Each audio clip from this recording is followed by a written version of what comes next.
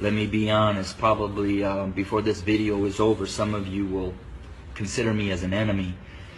But I wanted to share a couple minutes about my thoughts, not only on the tragedies that we have been experiencing over these past months, and especially these last couple of days with the shootings of our black men, but what I'm coming to learn over my 23-year journey of being a white man, living and ministering amongst my black family here in several inner cities of Chicago. And I'm going to speak very black and white because, let's be honest, it's a black and white issue. I want to take you to the book of Exodus, chapter 1, and I wanted to share a little bit of what took place prior to the rise of Moses.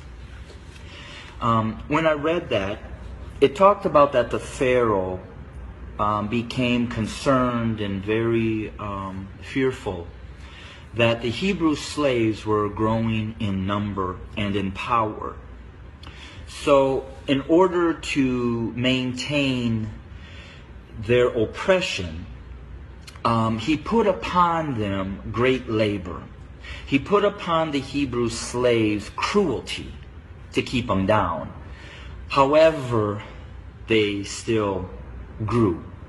And so he brought together some midwives, and he instructed them that when a Hebrew boy was born, kill him. Well, these midwives did not follow, and the Hebrew slaves continued to grow. Eventually, the Pharaoh became so hatred and towards those Hebrew slaves that he made a decree. He put out an order that male baby boy Hebrew slaves were to be killed by casting them into the Nile River. Let's look at America. We brought blacks into this country as slaves. We never intended them to be anything other than a slave. But they began to grow in number and in power, and eventually they fought their way to some freedom. So we became even more cruel.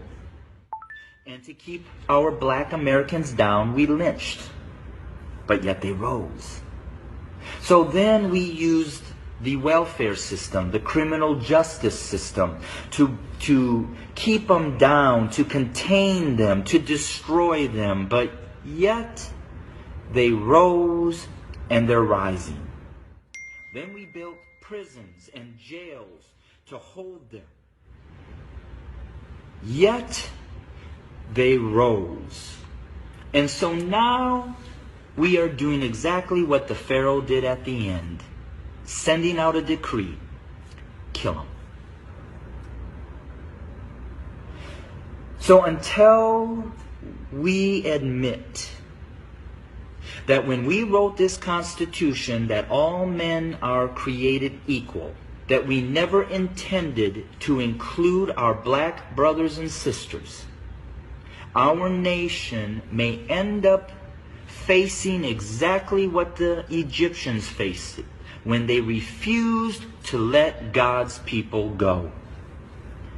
So I'm going to say this to my white fellow Americans, that the bloodshed that is on its way is not on the hands of our fellow black Americans, but is on our hands. We are the ones that are refusing to let God's people go. We are the ones that are refusing to acknowledge that we do not value our black brothers and sisters as equal individuals or equal Americans as us white men. And to my black brothers and sisters, the racial issues, as I've said, have been there from the very foundation. But why do we see it more? Because there's a shifting. See, See, us white men have been at the head since the foundation. But we've had a black president. And you know, we've done everything in our power to keep him from really changing things. Now we have another minority rising to the top, a white female. What does that say? Those of us who are white men who have been at the head are now starting to see and fear that we are going to become the tail. And we know what we've done to you. And so now we're fearful that you're going to do to us what we have done to you. But I will say this.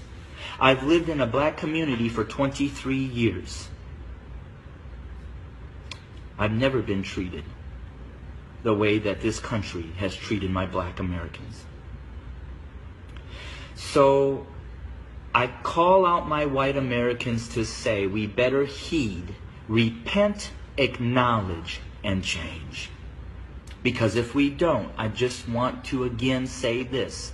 The bloodshed that we will experience is on our hands, not the hands of our fellow black Americans. I welcome your comments. I welcome